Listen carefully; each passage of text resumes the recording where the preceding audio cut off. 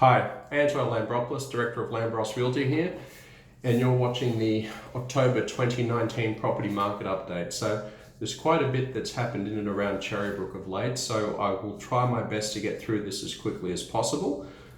So I'll get straight into it. I've got my notes here to ensure I don't miss anything, of course. So there were 15 registered home sales for the month of October, with a median house price amongst those sales being 1.58. Highest sale being $2,030,000, average days on market sitting at 26. So that's an extra 6 sales from that of September, and days on market are relatively similar with only an extra 3 days, so neither here nor there. If we compare this to last year, October 2018, there were 11 registered home sales with a median price of 1.55, the highest sale being 1.78, and the average days on market slightly over 30 days, sitting at 32. So the general observations, the median sale price has marginally declined by 40,000 as it was 1.62 in September, and this is primarily due to a slight increase in the stock levels. Naturally, that's going to happen, so I think you'll see a bit of give and take in that scenario. But all in all, and that being said, the Cherrybrook property market still seems to be powering along quite nicely. Again, stock levels overall are still sitting quite low. Now, if we were to look at the homes available for sale, as of today, there's 28 homes available for sale beginning of November, in contrast to the 21 homes listed for sale beginning of October when I did the previous update. So the news in and around Cherrybrook, I'll start off with, for those of you that may not know, is Greenway Park. There's been approval for a construction of the Greenway Clubhouse, right? 1.6 million will be going towards that. It's going to provide upgrade to the female change rooms. There's also going to be shade for spectators and improved disability access, and an all-purpose facility for club gatherings. So can't wait to see the final product there. On another topic, there's the clearways. The New South Wales government has proposed new weekend and weekday clearways on Boundary Road, New Line Road and Old Northern Road. The idea is to improve traffic flow for the regular 32,000 motorists that are using the roads. So more information on that can be found on the Cherrybrook Facebook page. For those of you that aren't aware of the Cherrybrook Facebook page, simply you search facebook.com /Cherrybrook New South Wales 2126, and the profile image is 2 cherries. That's the page, because there'll be a couple of other things I mentioned here where there will be information in which you can source further from that page. The other topic of discussion here is the high-rise apartments. What exactly is going on? This is a topic I'm asked quite regularly, and people just want a bit more clarity as to what's going on. Now, obviously I don't have a crystal ball, but last week the Hills Shire Council had rejected the proposal put forward by Top Place to develop two to 16 story dwellings along Castle Hill Road. I guess that the ideology behind that was it would have been overcooked, which I completely agree, which I'll get to in a second. So I think inevitably developments will happen, and we should welcome them, but they need to be timely and well thought out. Okay, and this to me doesn't seem very well thought out, and I'll just give you my reasoning as to why. I can't see anything in the shape of high rise happening to at least post 2036. Firstly, there's an oversupply of apartments in and around Sydney, with all due respect to our beloved Cherrybrook suburbs, that should be better geared and are better geared for those living requirements, which are, you've sort of got Mascot, which we've seen the problems that have arisen there.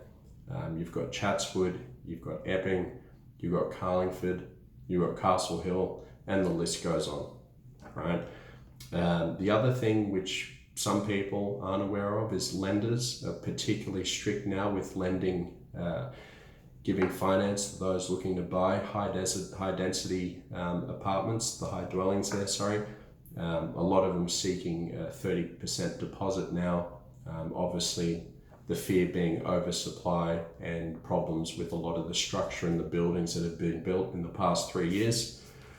The other issue, it takes more than just a train station to encourage people to buy a high-rise apartment, buy a train station. By this, I mean people look for business parks, people look for restaurants, they need shops, schools for children. So there's a lot of things that, you know, as a suburb, we really need to get right before this can start to really take place. And this is traffic aside. I'm not even talking about the impacts it's going to put on the roads and whatnot. Then the other important mention is between both Cherrybrook and West Pennant Hills, neither are downsizer suburbs, not yet at least, okay? There's never been a demand for, you know, people looking to downsize into the area, hence the reason development has been very suppressed in this region. Now, don't get me wrong, there are some, you know, you've got Pear Tree Circuit, West Pennant Hills, you've got Edward Bennett Drive, Cherrybrook, you know, so there's a few sort of townhouse, villa, duplex type formats, but very few and far between, in vast contrast to a lot of the other suburbs out there, because primarily we're a family suburb, right? The average household consists of just over 3 people per house, and when people are looking to downsize, it's downsizing for the mere fact of 2 people, right? And that's obviously generally speaking, but as a whole, that's how it works. So I guess where I can see the proposal taking place, and in my opinion, where it does make logical sense, is likely the IBM Site, Mirvac's proposal. It sort of ties in with our population projections. The council set out there at a 9.9% growth rate by the year 2036, which I think is more than fair, which would equate for an extra 600 dwellings. The projection, the plans that Mirvac have put forward, I think caters for just that, around 600 new dwellings. And I think that will tie in nicely and tastefully. I haven't seen the, you know, properly assess the plans that have been put forward, but, you know, I think what we've got to, you know, as much as I know a lot of you are opposed to developments, what you do need to remember is the IBM site was a commercial site. A business was trading there eventually, you know, beforehand. So, you know, I think in all fairness, that site should go ahead and make sense. And again, the other thing I also see happening before any high-rise or anything start to take place on the other side of Castle Hill Road opposing the station will be Landcom. You know, Landcom's acquisition of the 3.5 hectares, the government land around the station. I've said this before, but again, that'll be the spot that goes first before anything else, obviously. So I guess that's my take on the development. Again, I'm not a prophet or anything. I can't foresee the future, but just sort of reading between the lines, and, you know, unless there is something more, you know, a hidden agenda, so to speak, as to why there's a big push for a lot of these high-rise apartments. The only change, I mean, it would have to be something drastic for these things to be put forward, and something I guess the federal government may perhaps have plans for on a larger spectrum, where they could be looking to, could be something such as opening the floodgates and letting the Chinese investors back in, you know, to really get these properties sold, which I can't see happening. But what I'm getting at is it would have to be a drastic measure, because the apartments here, nobody's going to snap them up. That's the harsh reality. When I say no one, there will be people, obviously, but there will be a lot of ghost apartments, right? Moving on to the Hills Bus. In relation to the Hills Bus, a lot of the services have been reinstated. But yes, I am aware that I have been speaking to a lot of you and you're not satisfied with the 621 and the 6220N no longer running. Look, I can't comment on this properly. I've never used, I don't use the bus service, but what I do know is a lot of you have been affected by this. So, it's unfortunate they haven't come back. But is fortunate in the sense that they have revised the timetables of the other bus services that were hindering a lot of the others out there. So for the full bus timetable, again, that is posted on the Cherrybrook Facebook page. Please have a look and share your thoughts and see what you think. Now, the other thing I wanted to touch on, which a lot of you may not be aware, Dominic Perrottet he'll be in town on Saturday the 9th of November. Now, for those that have seen the brochure that's been circulating, it states that he'll be there at 2 p.m.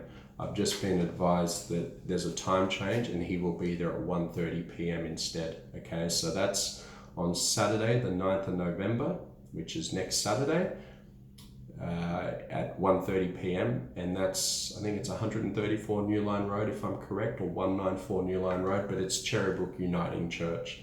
So if you'd like the full brochure on this, simply SMS me on 0487894242. I will happily send that across. Otherwise, it is posted there on our Cherrybrook Facebook page. The only thing to note, it's no longer 2 p.m, it's 1:30 p.m. And just another thing, couple mentions. A lot of you have asked me about trees that are overhanging over your properties, and you've spoken to the council. Arborists have come out and had a look.